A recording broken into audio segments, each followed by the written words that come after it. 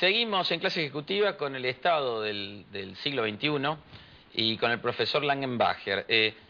Eric, for example, technology, finance, trading, information, even terrorism, crime are global. At the same time, there is a lack of engineering new institutions that can contain, reorganize, and rebalance perhaps such a situation in order to complete and attain an organized globalization where human general well-being is a genuine goal. Where are we? Where are we going to? Well, and of course, the biggest force of them all would be the environment and environmental pollution, as well as climate change. I didn't say global warming because some people are uncomfortable with that term. And I think that one of the problems with all of these different forces is that they affect everybody but nobody simultaneously. Or they affect everybody in a kind of abstract sense, but when it comes to developing, I don't know, a regulatory apparatus or solutions to the environment, for example, it all comes down to who's going to pay for it. And when you have something like pollution, an externality that affects everybody but nobody, it's very difficult to convince people to, you know, pony up the money, so to say, and pay.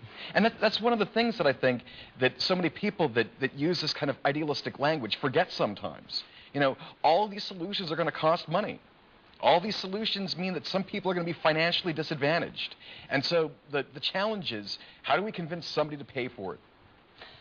You mentioned natural phenomena. How do you think these natural disasters that are showing more and more frequently all over the world nowadays, how are they going to impact to the chance of doing something together for the mankind? Well, you know, currently there's a volcanic ash cloud over Europe. Yeah. All the flights have been canceled. I have many friends and colleagues who are stranded in Europe or in the United States trying to get back to Europe. You read reports about how they're starting to have produce shortages in European supermarkets, and of course no fresh flowers from Kenyan producers. That said, I also read that Kenyans are losing $2 million a day in revenue from their flower business. So I think that this shows just how fragile so many of our global relationships are these days. That you shut down airports in a major region for 2, 3, 4 days, and the impact starts to be very, very kind of pronounced. So I think that at the least, these kinds of crises show us just how interconnected we actually are. And I might add something else. Last year, during the, first American and then global financial and economic crisis, there was a bit of an iconoclastic economist that says that a crisis should never be wasted. And sometimes when I'm feeling a little pessimistic about humanity, I feel that we only do things when we're forced to do them. Yeah. And there's nothing like a crisis to lead to a kind of a wake-up call and hopefully to greater coordination at the least at the global level. I always emphasize your intellectual honesty in your studies, in your class, in everything you do, in your research. And perhaps sometimes leaders are so focused and immersed in this kind of voting game at home, which absorb almost all their energies. And sometimes democracy looks like is diluted and limited to a sort of vote-catching machinery and not programs. So is it an utopia to think in a global agreement to harmonize the world through global institutions with global representations and having happiness and prosperity, as simple as that, of human beings truly as the main goal? Wow, that's another really big and important question. But you know, you're right.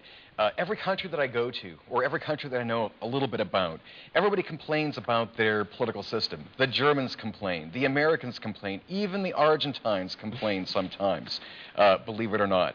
You know, there's something that's really messy about democracy. I mean, you're right. Democracy is about politicians trying to get reelected and trying to pass policies that will help them to get reelected, perhaps in perpetuity. And people don't like that sometimes. It reminds me of what Bismarck said about lawmaking. He said, lawmaking is like making a sausage. Nobody wants to see how it's made, but everybody enjoys the final product. And, you know, we all can fantasize sometimes about having, let's call it a technocracy, that there's some kind of Archimedean point up there where you're going to have super smart, super rational decision makers decide what's best for everybody. And I guess from one perspective, that would be a utopia. But you know, I mean, I remember what communism was like. I remember what a very empowered state, even in democracies, can be like. And sometimes really smart people make really stupid decisions. And so I think that we should work for greater global coordination, but I don't think there's an easy fix. I don't think it's a short road. I think it would take a long time with a lot of messy compromises to create a real kind of democratic order at the global stage. When you say it could take long time, some decades, I mean 10, 20, 30 years? Well, I mean... I know that it's impossible and we are not, I mean, in a position to say it precisely, but what do you think? Well, I mean, you know, sometimes we think with our head and sometimes we think with our heart. And my head says that it will take decades. Right? My head says that there are so many entrenched power brokers at different levels that it would be very difficult to kind of creatively destroy, so to say, our current political structures to create something at the global arena. But then again, we're constantly surprised in political life. I think that 3 years ago, nobody would have ever imagined that the United States of America would have elected an African-American president, yet it happened. I think that 8 years ago, 10 years ago, nobody would have thought that a woman would be the Chancellor of Germany.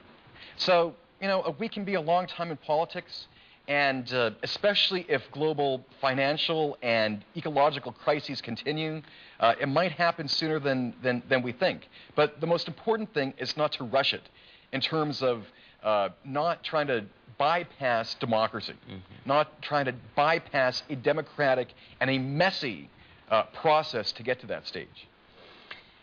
Let me call for the last commercial break, and then we'll come back to Estado del XXI siglo, aquí en Clase Ejecutiva.